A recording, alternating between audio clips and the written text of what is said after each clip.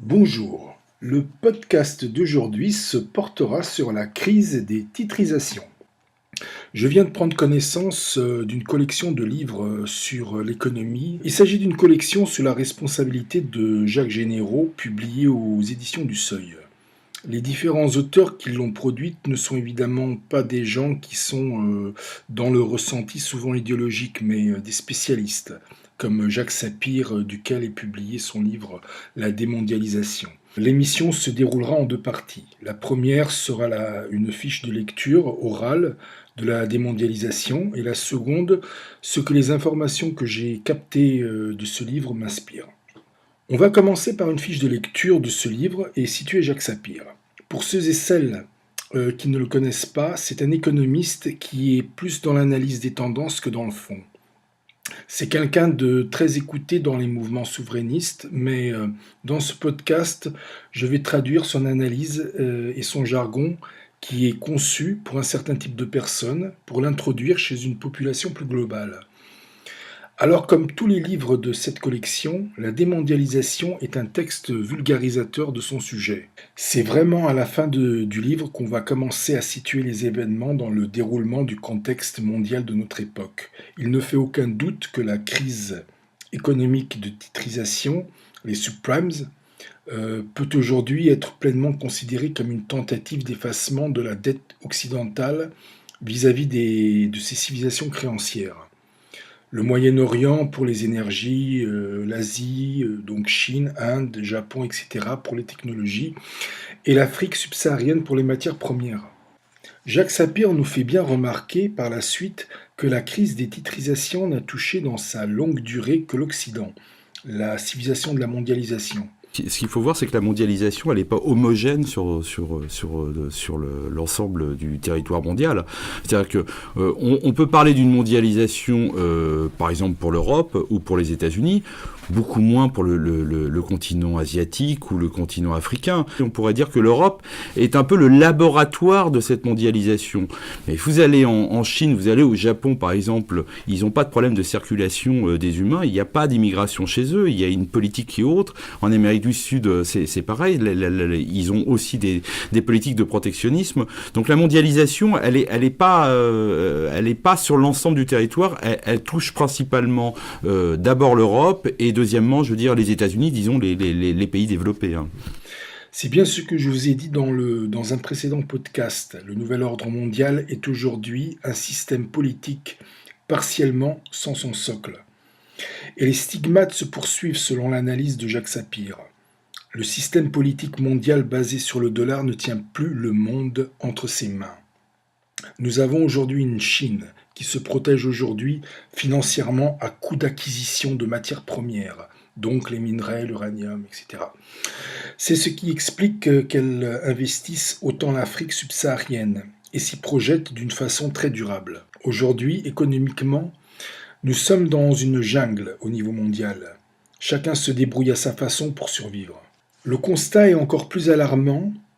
Le dollar n'est pas prêt de reprendre le dessus. Et cette débrouille va encore durer très longtemps, avec beaucoup de modèles temporaires qui seront expérimentés.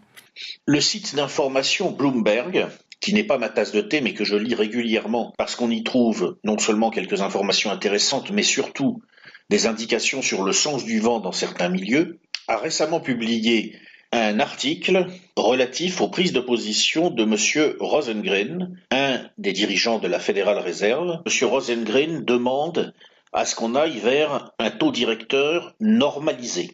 Alors il ne précise pas exactement ce qu'il entend par là, mais ce qu'on a bien compris, c'est que les milieux dirigeants de la Federal Reserve estiment qu'ils ne sont pas forcément là pour aider Donald Trump dans sa politique expansionniste. Le corps du texte, la démondialisation, prône évidemment, tel est son propos, la fin de la mondialisation. Il se termine par le constat que l'Union européenne est plus un outil de mondialisation que pour nous protéger de cette mondialisation, que c'est l'Allemagne qui a su tirer son épingle du jeu de l'Union européenne. Un autre constat très alarmant. Les élites ont tiré aussi leur épingle du jeu et les masses populaires se sont appauvries. Donc, en somme, il faut arrêter d'être dans le service, attendre le fric des touristes, etc., etc. C'est donc les secteurs de la recherche la voie à suivre.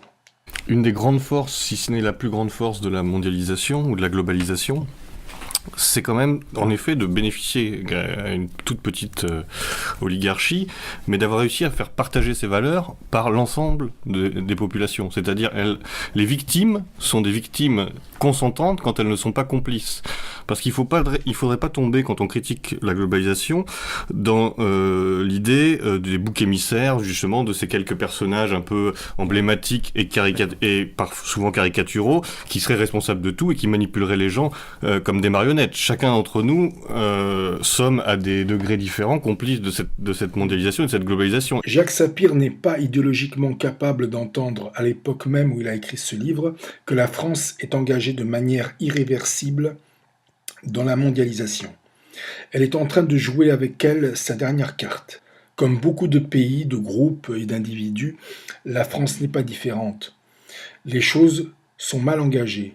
Nous avons aujourd'hui un président Trump qui ne se mêle que de ses affaires internes.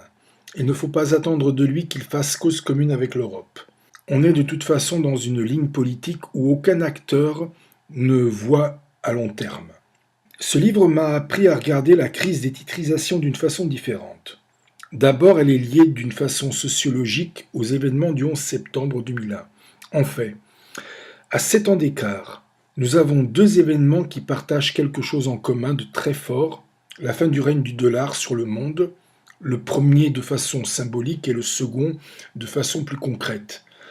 Est-ce que pour autant on peut envisager la crise des titrisations comme quelque chose de programmé ? D'abord, le dollar, comme beaucoup de monnaies d'État, appartient à la Réserve fédérale. On peut donc l'envisager comme une propriété privée sous copyright. Ces propriétaires ont par essence le droit de faire ce qu'ils veulent du dollar. S'ils veulent le détruire, on ne peut pas s'y opposer. Le processus de la production technologique asiatique est devenu imparable avec l'Inde. L'Asie produit le matériel et l'Inde assure son processus de fonctionnement. Pour les matériaux servant à cette production, la Chine a développé un commerce avec l'Afrique noire à cet effet et assure ainsi son leadership technologique, la technologie étant un sommet stratégique pour l'avenir dans les futures décennies. Cette association entre l'Inde et l'Asie montre à l'évidence que l'Occident a perdu le leadership dans ce domaine. Il ne lui reste donc plus qu'Internet. Eh bien, le jour où la distribution des adresses IP ne se fera plus à partir des États-Unis, l'Occident aura perdu le monopole de la communication, mais aussi de l'information. Cette alliance entre la Chine et le réseau international est déjà entamée. Il s'agit là de créer un ordre parfait à partir d'une base de technologie solide et un réseau de communication. Voilà ce qui suscite aujourd'hui tout l'intérêt du réseau international. On peut dire qu'il y a derrière cet intérêt une volonté d'être présent partout, mais si on analyse ça en détail, l'affaire, dans son côté dissimulé, montre un désintérêt pour l'Occident. Ce désintérêt est de multiples origines et raisons. Si vous voulez vraiment les comprendre, je vous recommande tous les romans, sans exception, de Herbert George Wells. La conclusion de ce podcast est qu'il faut voir la crise des titrisations comme un détail d'une histoire plus large, celle du déclin inéluctable de l'Occident vers une civilisation de second plan, comme le sont aussi inéluctablement devenus d'autres. Et comme le dit à chacune de ces vidéos l'observateur, que dire d'autre sinon prenez soin de vous et à bientôt. Que dire d'autre ?